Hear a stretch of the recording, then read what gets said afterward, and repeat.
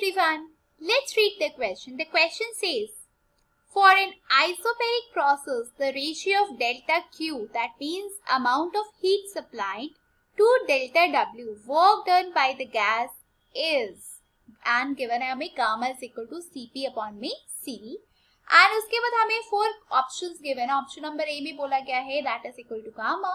Second option में बोला गया है कि आंसर होना चाहिए गामा -1. थर्ड ऑप्शन में बोला गया है कि आंसर होना चाहिए गामा अपॉन में गामा +1 एंड फोर्थ ऑप्शन में बोला गया है कि आंसर होना चाहिए गामा अपॉन में गामा -1. ओके, नाउ क्वेश्चन देखो क्या बोला है कि आपके पास एक आइसोबैरिक प्रोसेस है. ओके, एंड इसमें क्या करना है, आपको रेशियो निकालना है किसका, डेल्टा क्यू अपॉन में डेल्टा डब्ल्यू, मतलब amount of heat supplied to the amount of work done by the gas. Okay, तो चलिए स्टार्ट करते हैं हमारे क्वेश्चन के साथ. एंड स्टार्ट करने से पहले सबसे इम्पोर्टेंट है हमें ये समझना है कि इस पर्टिकुलर क्वेश्चन में कौन से की कॉन्सेप्ट आपका यूज हो रहा है.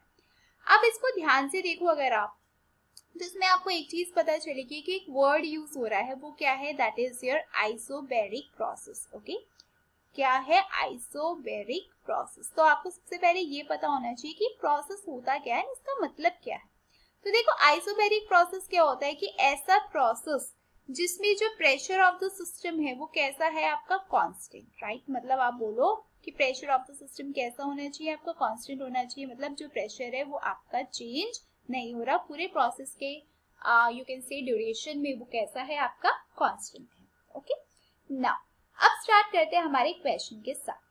अब देखो अगर मैं आपसे यहाँ पे पूछूं कि फॉर एन आइडियल गैस, अगर मैं यहाँ पे आइडियल गैस की बात करूँ तो उसकी इक्वेशन आपने पढ़ी हुई है. यस, सबको पता है हमें कि वो इक्वेशन कौन सी होती है, वो कौन सी होती है आपके पास, PV is equal to nRT.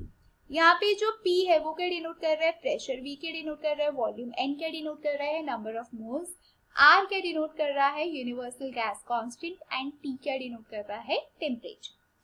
अब अगर मैं अमाउंट ऑफ हीट सप्लाइड निकालना चाहती हूँ तो आप अमाउंट ऑफ हीट सप्लाइड कैसे निकाल सकते हो, डेल्टा क्यू से. डेल्टा क्यू क्या होता है आपका, that is your NCP delta T. Okay, हमने CP क्यों लिया, बिकॉज यहाँ पे कांस्टेंट प्रेशर की बात हो रही है, एंड यहाँ पे CP हमें क्या बताता है, specific heat capacity at constant pressure.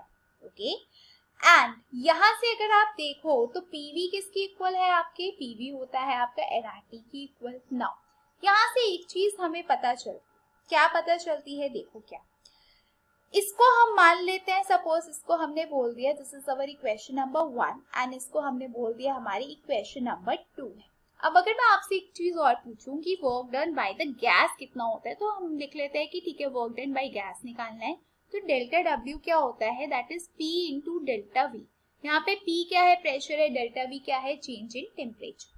तो अगर आप यहाँ से डेल्टा W निकालना चाहते हो तो आप देखो कैसे लिख सकते हो. अब P इंटू डेल्टा V को आप कैसे लिख सकते हो, आप लिख सकते हो NR डेल्टा T. क्यों लिख सकते हो, बिकॉज आप यहाँ पे देखो ये वाली जो इक्वेशन है PV इक्वल टू nRT, इसमें N तो कांस्टेंट है, R भी कांस्टेंट है. राइट, अगर वॉल्यूम चेंज हो रहा है तो दैट मीन्स आपका टेम्परेचर भी चेंज हो रहा होगा. राइट, इसलिए हमने इसको क्या लिखा है, डेल्टा T, एंड इसको हमने बोल दिया ये क्या है, this is your equation number 3. अब अगर आप इक्वेशन नंबर 2 को डिवाइड कर दो बाय इक्वेशन नंबर 3, तो आपके पास देखो क्या आएगा, आपके पास आएगा डेल्टा Q अपॉन में डेल्टा W.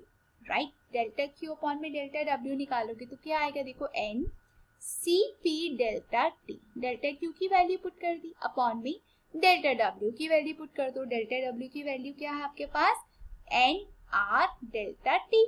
तो आपने जब इनकी वैल्यूज पुट की तो आपके पास फाइनली क्या आ गया, आपके पास आ गया CP अपॉन में R. ओके, नाउ अब हमें एक चीज और गिवन है क्वेश्चन में, क्या, gamma is equal to CP upon में CV. तो आप यहाँ लिख सकते हो gamma is equal to CP upon में CV. ये हमें क्या है, ये हमें ऑलरेडी गिवन है और ना हमें पता भी होना चाहिए. राइट, ये हमें क्वेश्चन में गिवन भी है ना हमें पता भी होना चाहिए. अब देखो जो एक और चीज हमें पता है दैट CP माइनस CV जो है उसकी वैल्यू क्या होती है, उसकी वैल्यू होती है R.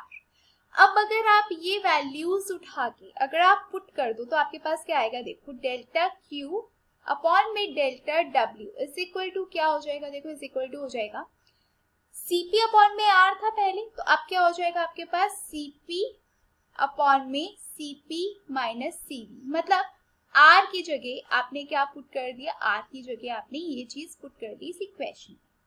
तो यहाँ से अगर आप इसको सॉल्व करना चाहो, ठीक है, तो आप कैसे कर पाओगे? क्या आप एग्जैक्टली ऐसे कर सकते हो? नहीं कर सकते। तो कैसे नहीं कर सकते? तो आप क्या करो, इसका इनवर्स ले लो, मतलब डेल्टा W अपॉन में डेल्टा Q लिख लो।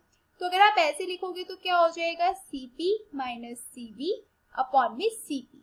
तो फर्दर आपने जब इसको सॉल्व किया तो आपके पास क्या आ गया, 1 माइनस Cv अपॉन में Cp आ गया। ठीक है, अब देखो Cv अपॉन में Cp की वैल्यू क्या आपको गिवन है, या फिर क्या आपको Cp अपॉन में Cv की वैल्यू गिवन है? तो यस, आप देख सकते हैं ये चीज हमें यहाँ पे गिवन है ऑलरेडी क्वेश्चन में। ये चीज क्या है, हमें ऑलरेडी क्वेश्चन में गिवन है।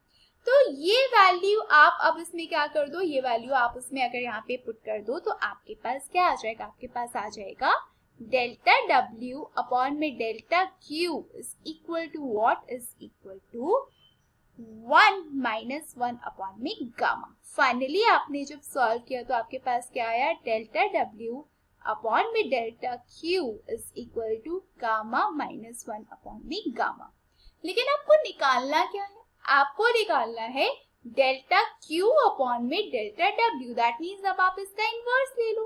तो जब आपने इसका इनवर्स लिया तो आपके पास आ गया गामा अपॉन में गामा माइनस 1।